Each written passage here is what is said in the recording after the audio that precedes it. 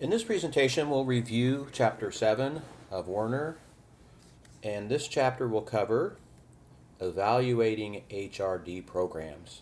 Now, you've designed your wonderful program, you've implemented your wonderful program, your employees have showed up to your wonderful program, and now it's time to evaluate how effective that program is.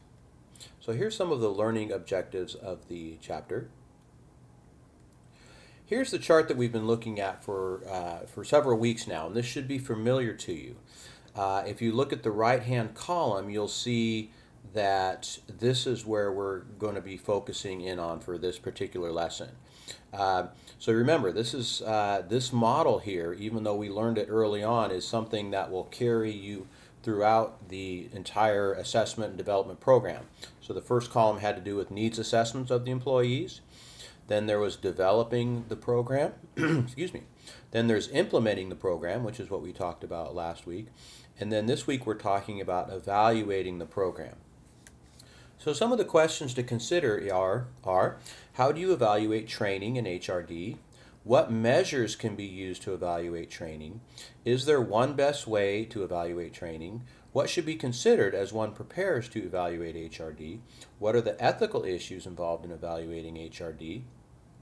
How can the value of HRD be expressed in terms of costs and benefits or dollars and cents? So one of the first questions we have to address is effectiveness. And what does it mean to be effective? Is it the same thing as being efficient? And what's the purpose of determining effectiveness?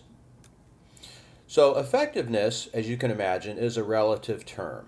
It's determined with respect to the achievement of a goal or set of goals and must be determined with respect to the goals of the programs or program being examined. Now, if you recall from earlier on, one of the first things we did in designing a HRD program was to come up with some objectives, right? Or objectives are really another way of saying goals.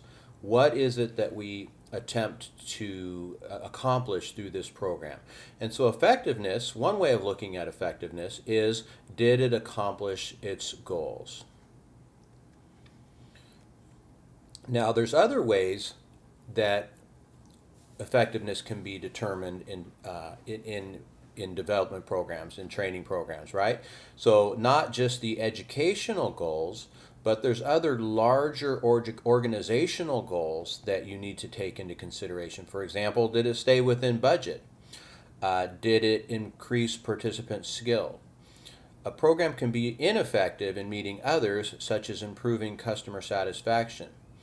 So how do you ensure effectiveness? So the issue here is determining what effectiveness is from a broader perspective. We're going to look at a stakeholder approach to effectiveness, but just kind of tuck that idea away now. What we're trying to do here is determine, once it's completed, is the training effective?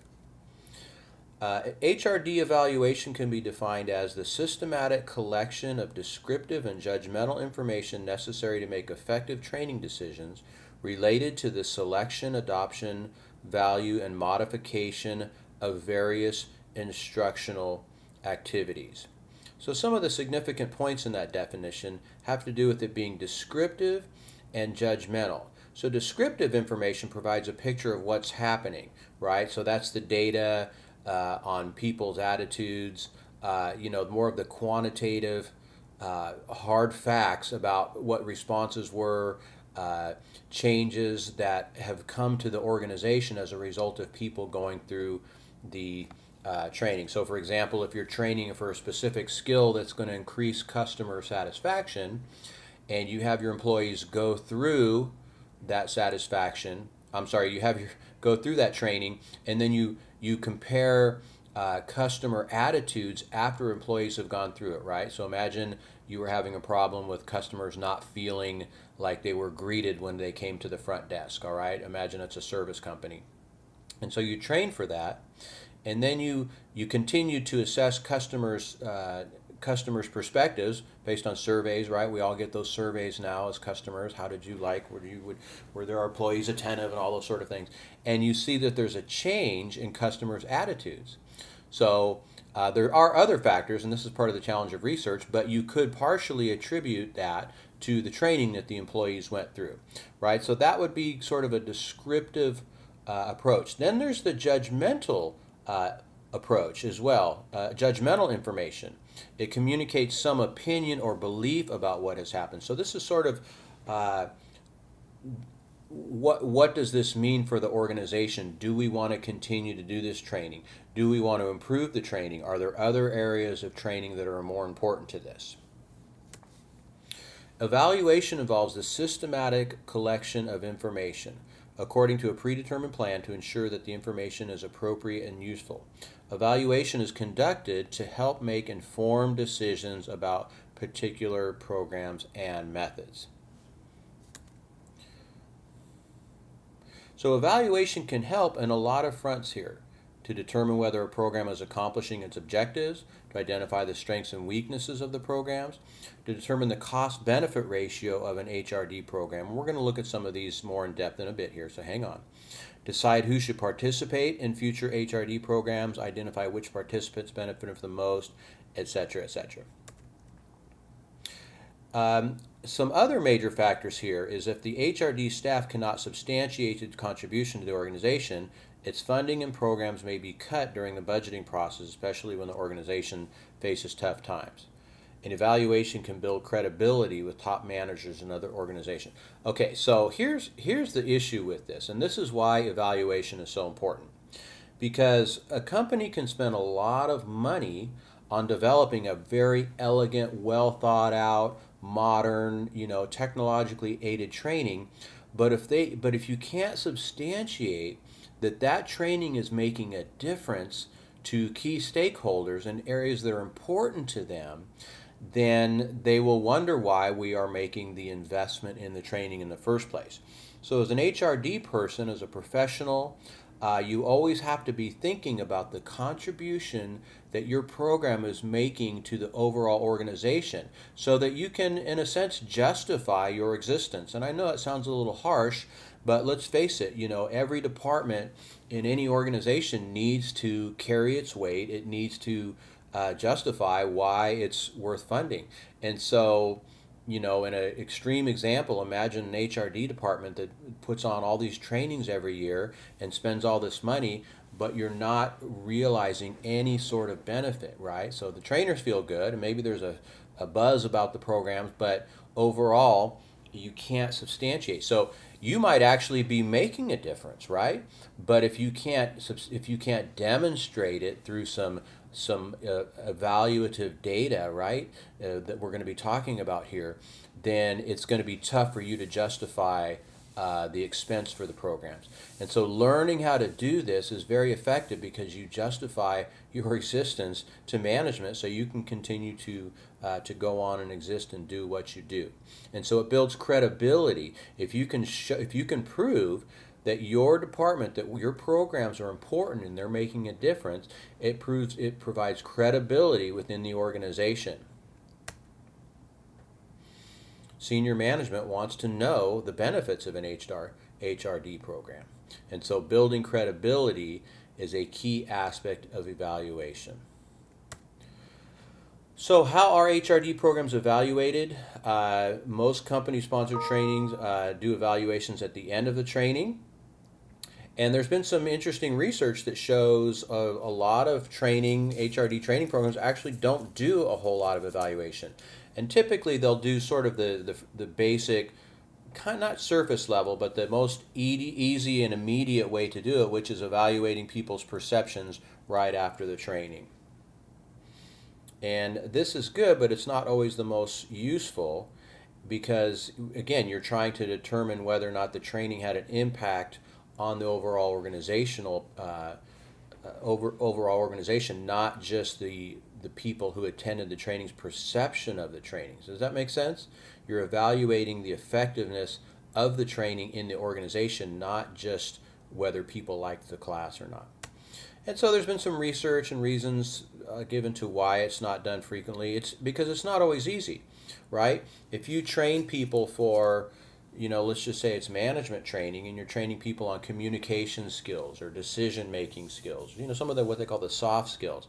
How do you make an immediate correlation between that training event and the bottom line of the organization, right? It's very difficult because there's so many other factors involved that have nothing to do with those particular skills. Now, we believe that those are important and we train for them, but it's hard to justify them through a direct correlation of the training and the outcome. So that's an extreme example, but just take that through a lot of scenarios that you could train for and try to figure out its impact on the organization. It's not always easy to do. And some other, reasons as well is sometimes people in HRD programs don't want to. They don't want criticism. They don't want people knowing what's really going on. They're afraid that if anybody finds out that their programs are not all that effective, then they're going to get cut. And so, it's sort of like the monkey thing, hear no evil, see no evil, do no evil. If I don't hear about it, if I don't see it, then there's no valid reason for anybody to make the criticism.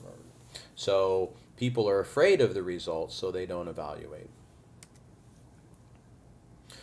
Sometimes organizations use outside training programs, and there's an assumption, well, it must be good, we bought it and paid for it, so why do we need to evaluate it? But the authors would argue that that is not a good reason. Even if it's an outside purchased program, you still need to evaluate the results. So I'm going to skip that.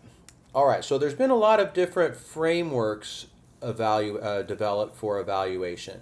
And one of the most persistent ones here, and ones that we'll look at later and ongoing, is the one by Kirkpatrick.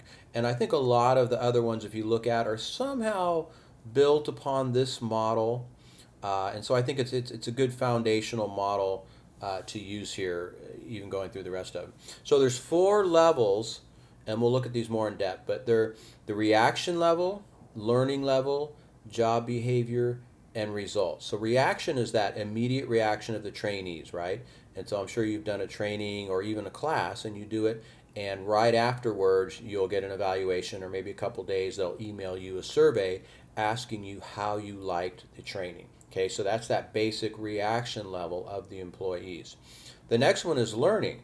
Did people actually learn anything in the training? For example, skills, ideas, knowledge, concepts.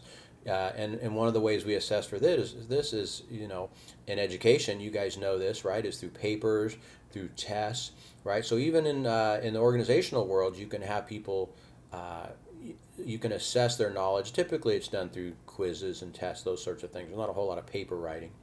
And then there's job behavior. Can we observe people's on-the-job behavior? Is it different now as a result of the training?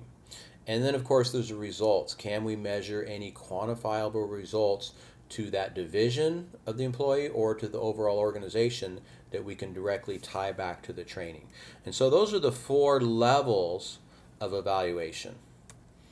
And then there's a lot of other models which, again, are similar. I'm not going to go through all these here, but if you review them, you'll see that they're similar and also helpful in different ways, perhaps.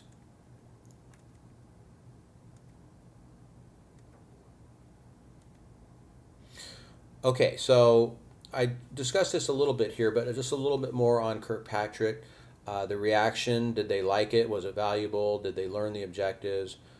Job behavior, did they use the learning back on the job? And this is what's called that transferability. Remember we studied this early on?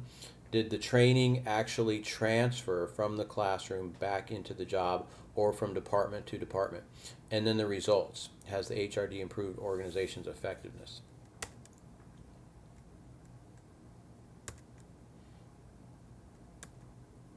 Here's some classifications of learning outcomes, and this is very similar to the chapter that we studied on learning psychology, educational psychology. So I'm not going to spend a whole lot of time here, but you should review this. It has to do with the different kinds of learning, right? So is it knowledge, information? Is it skills? right? Outcomes, things that people can actually do. Is it about their attitude or affect, right? If affect has to do with emotions, so people's convictions, strengths, beliefs, motivation, right, is sort of an affect sort of thing. All right, so there's been some criticisms of the Kirkpatrick model. So someone has expanded Kirkpatrick by adding some of these other ideas from the other models. So reaction is expanded here. So not just the immediate reaction, for example, but the post-training attitudes, cognitive learning, the behavior is expanded here, looking at different results of behavior, the results, and then of course, so expanding here, what was the return on investment for the training, right? So while Kirkpatrick said, yes, there should be some organizational results, expanding that would add, yes, the return on investment. In other words, how much did we spend versus how much was brought back over and above that training that's beneficial. Okay, so a stakeholder approach here is sort of expands this definition of evaluating beyond just those four things, but looking at all the different people and angles who might benefit or have a stake in the effectiveness of the training. So you probably learned this before, but a stakeholder is a person or group with an interest in seeing an endeavor succeed and without whose support the endeavor would fail.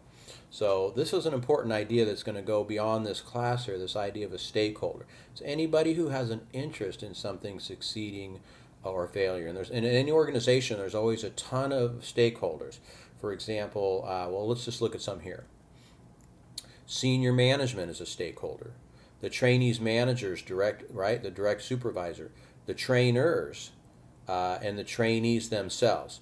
And you could even think of different stakeholders in an organization beyond this. For example, the customers, right? Or the board of directors. I mean, there's a lot of people, the community, there's a lot of people that are interested in the things that an organization does. Not just the training, but this whole idea of a stakeholder is very important for you to understand.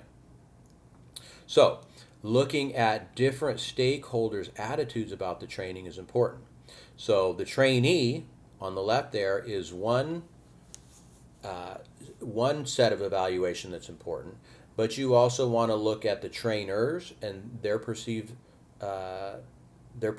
of the effectiveness, right? So if I'm a teacher, I probably have a pretty good idea of how well things went with the students. Did they learn? Is it going to be important to their work?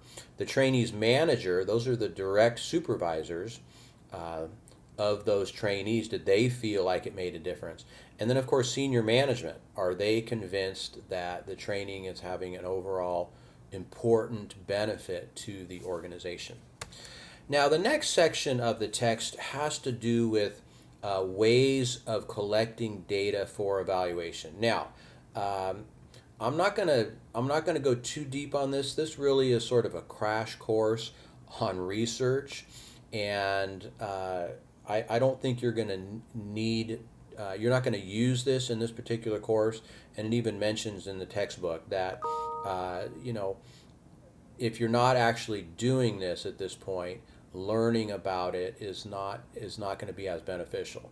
So for your own benefit here, you should be introduced to the concepts and know how to do the research, but we're not going to get too granular on some of the methods. So we're going to kind of take a 30,000 foot view here. So let me just mention these some of these methods here of data collection. And again, what is data? It's some sort of tangible artifact that shows evidence that something has occurred, right? And some of the ways that we do that is through interviews. You can interview people who've gone through a training or interview managers, right? So any of the stakeholders, right? So let's just take it out of the trainee perspective here. Any of the stakeholders, you can interview them. You can send out questionnaires. You can do direct observation.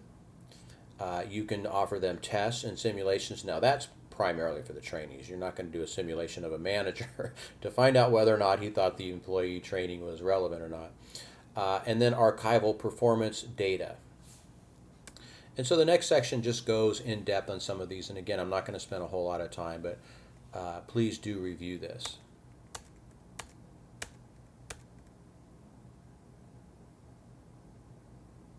Just some more details on questionnaires, how they should be developed.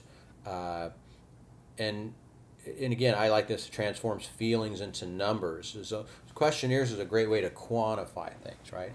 So for example, a question, I felt this training was beneficial to my job. Agree, disagree, strongly agree. So you have, that's called the Likert scale, right? When you go from 1 to 4, strongly disagree, agree, strongly agree. And so if 90% of the participants said strongly agree or agree, then that's a way to quantify people's feelings about the training into numbers. And you can, again, this is that kind of evidence that you can give to justify the program. Now, I'm not going to spend much time here, but in research there are some things known as reliability, validity, and practicality. This has to do with the quality of the research being done.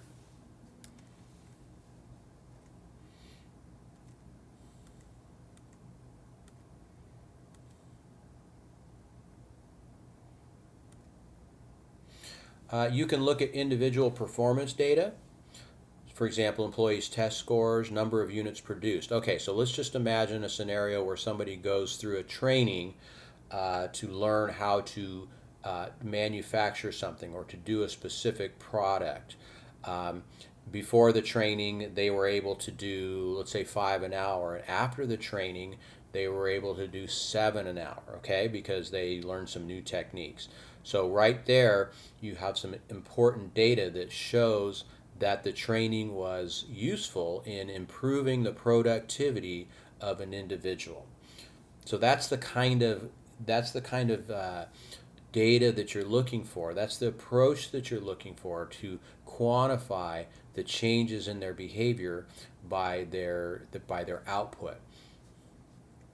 And of course, there's other things as well, right? So their attendance, their attitudes. Let's just say you have a problem with employees, calling in sick, not showing up to the job, right?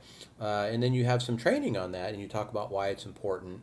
And lo and behold, people start showing up more. You have less sick, people calling in for sick days and whatnot. So there's a lot of larger organizational data that you can use. Well, that's individual data, but then there's larger system-wide data as well, right? So for not just the individual, but the business unit or the team or the division, includes things like productivity, rework, scrap, customer and client satisfaction, timeliness, etc. And then, of course, there's economic data, which includes financial and economic performance of the organization. This is what's called the bottom line, right? How much income is the organization bringing in over the expenses? Profits, product liability, right? And this is a big deal. A lot of times we train, in this litigious world that we work in, a lot of training is done to help organizations avoid getting sued. Because if employees don't know the laws, then they're likely to do things that run afoul of that, and then lo and behold, you have a lawsuit slapped against you. So imagine you're a chain of restaurants, and the American with Disabilities Act requires that restaurants have certain things that are, that comply with the laws. I remember the example of mirrors in bathrooms in restaurants, and if the mirror was not conducive for somebody in a wheelchair to see themselves, they would get slapped with a lawsuit. So if you have a chain of restaurants and you need to make sure that you're not getting sued for ADA issues, that can help you that can minimize your risk and save a lot of money at the back end.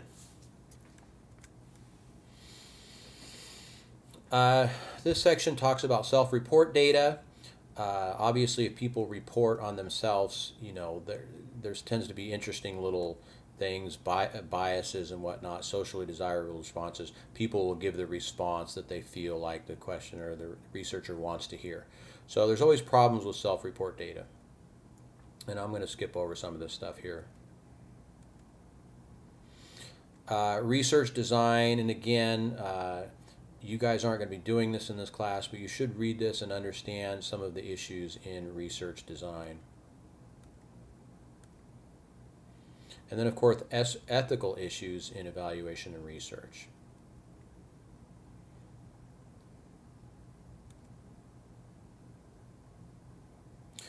Okay, so another way of assessing the effectiveness here is through the return of investment, right? And so a couple of things, a couple of ideas here is the cost-benefit analysis, which is comparing the monetary cost of training to the benefits received in non-monetary terms. For example, improvements in attitudes, safety, and health, right? So you can look at the cost versus the benefit, but you can also look at the cost versus effectiveness. So there's two similar but distinct kind of concepts. A cost-benefit analysis is the cost versus intangible non-monetary terms, and cost effectiveness is the financial benefit accrued from the training. And so, for example, increases in quality and profits, reduction in waste, and processing time. So the return on investment, or ROI, is the most common business ratio for determining performance. And the way it's calculated is the results divided by the training cost. And if the ROI is less than the investment, then the training costs more than the benefits accrue. If the ROI is greater, the investment, benefits accrue. What am I trying to say there? The bottom line here, excuse me, folks, I lost my train of thought. The bottom line is that if the training cost is more than the benefit, then it's not a good thing, right? You want your results to be more than the training cost. So let's just say, for example, it costs $10,000 to do a training. And you do the training and you assess the performance after the employees afterwards and realize that you really only netted $5,000 of let's just say $4,000 of benefit, right? Their productivity went up and it only increased by $4,000. Well, it cost you $10,000 to do that training, right? So you can do the math real quick. You would have been $6,000 better off to not have done the training because of that money that you spent. So that's what's known as the return on investment. And so the kinds of things that can be looked at are the direct costs of the training itself, right? So the facilitators and materials and equipment and all those kinds of things. And then instructor salaries, that's the direct cost. And then the indirect cost has to do with the time perhaps lost in people showing up for the program, instructor prep, admin support. Then there's the development costs and the overhead costs and compensation of participants. So think about this. If you take all of your employees out and you have them go to a training for, let's just say 2 days out of a week, how much are you paying those employees for those 2 days, right? That's 16 hours times the number of employees. You figure out do the math and figure out the salary. You are paying all those employees and they're not being productive those 2 days, right? Now, the hope is that they'll be more productive when they return, but you have to consider that as part of the cost of the training is how much you have to pay the employees to actually attend the training. And so this next section goes over the ROI credibility, how you can make it more realistic and convincing. And there's a lot of calculations that can be done in the cost analysis here. And again, I'm not going to try to walk through these examples, but go through these so you can see some examples of how to determine the return on investment.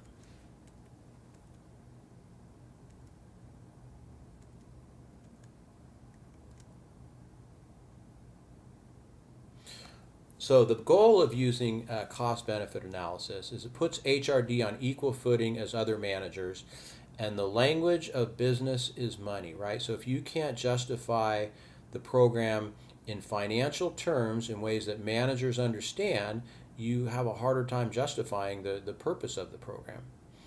And so the results must be quantifiable and they need to be expressed statistically. They need to demonstrate expected gains of HRD programs because you compete with the needs of other managers for equipment, facilities, personnel, right? So as much as you, as a trainer or an HRD professional, you think this is important, you are still in competition with everybody else in the organization that thinks that their idea requires their idea is important as well. And so you always have to be able to demonstrate the benefit of what you're doing to the organization because you're competing for scarce resources.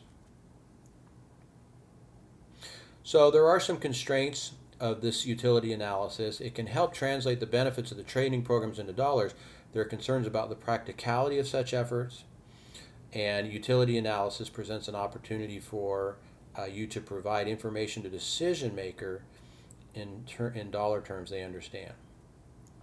All right, so here's some ideas on how to increase managerial acceptance. Involve the senior management in determining the utility model, train the professionals and managers in the details of utility analysis, et cetera, et cetera. Okay, so we're not going to spend much more time on that. And then, of course, technology, right? How can technology impact evaluation in many beneficial ways?